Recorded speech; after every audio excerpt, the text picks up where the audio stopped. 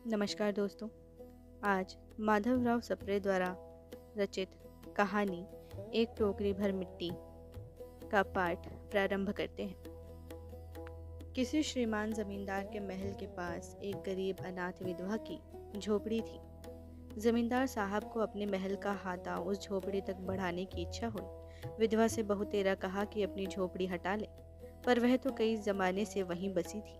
उसका प्रिय पति और एक लौता पुत्र भी उसी झोपड़े में मर गया था। पतोहू भी एक 5 बरस की कन्या को छोड़कर चल बसी थी। अब यही उसकी पोती इस वृद्धाकाल में एकमात्र आधार थी। जब उसे अपनी पूर्व स्थिति की याद आ जाती तो मारे दुख के फूट फूट रोने लगती थी। और जब से उसने अपने श्रीमान पड़ोसी की इच्छा का हाल सुना, तब से वह मृतप्राय हो गई थी। उस झोपड़ी में उसका मन लग गया था कि बिना मरे वहां से वह निकलना नहीं चाहती थी। श्रीमान के सब प्रयत्न निष्फल हुए। तब वे अपने जमींदारी चाल चलने लगे। बाल की खाल निकालने वाले वकीलों की थैली गरम कर उन्होंने अदालत से झोपड़ी पर अपना कब्जा करा लिया और विधवा को वहां से निकाल दिया।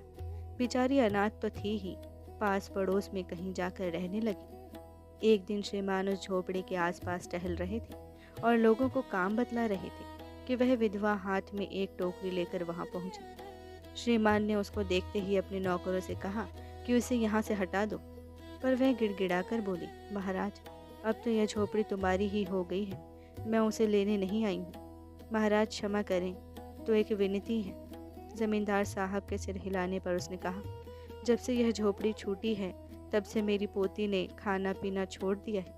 मैंने बहुत कुछ समझाया पर वह एक नहीं मानती। यही कहा करती है कि अपने घर चल, वहीं रोटी खाऊंगी। अब मैंने यह सोचा कि इस झोपड़ी में से एक टोकरी भर मिट्टी लेकर उसी का चूल्हा बनाकर रोटी पकाऊंगी। इससे भरोसा है कि वह रोटी खाने लगेगी। महाराज, कृपा करके आज्ञा दीजिए तो इस टोकरी में मिट्टी ले जाऊं। श्रीमान ने आज्ञा दे दी। विधवा झोपड़ी के भीतर गई।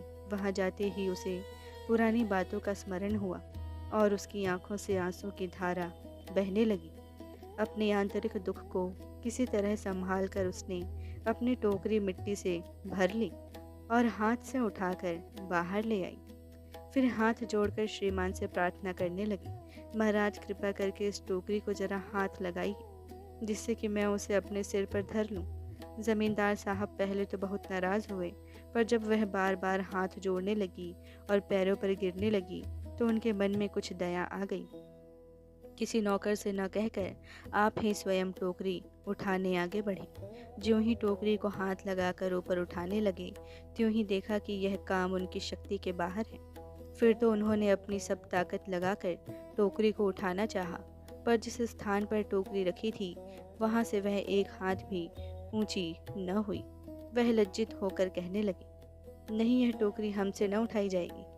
यह सुनकर विधवा ने कहा, महाराज, नाराज न हो, आपसे एक टोकरी भर मिट्टी नहीं उठाई जाती, और इस झोपड़ी में तो हजारों टोकरियां मिट्टी पड़ी हैं। उसका भार आप जन्म भर क्यों कर उठा सकेंगे?